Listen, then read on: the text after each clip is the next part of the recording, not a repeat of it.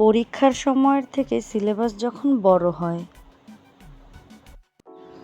কী রে, তুই এই সময় গেম খেলছিস? তোর না 2 দিন পরে পরীক্ষা, এতগুলো সিলেবাস তুই পড়তে বসছিস না কেন?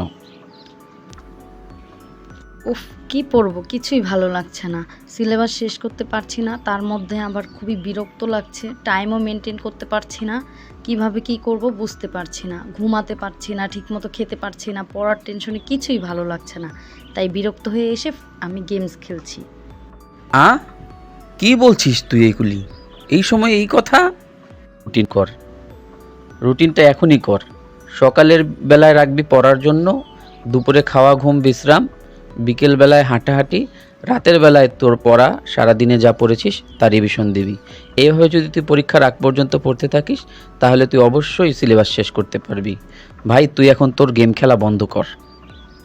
বাহ, ভালো উপদেশ দিয়েছ তো। আমি তো সকালে ঘুম থেকে উঠতেই দেরি করে ফেলি, তারপরে দুপুরে খেয়ে যখন পড়তে বসবো ভাবি তখন ঘুম ধরে, তারপরে আবার বিকালে পড়া হয় না।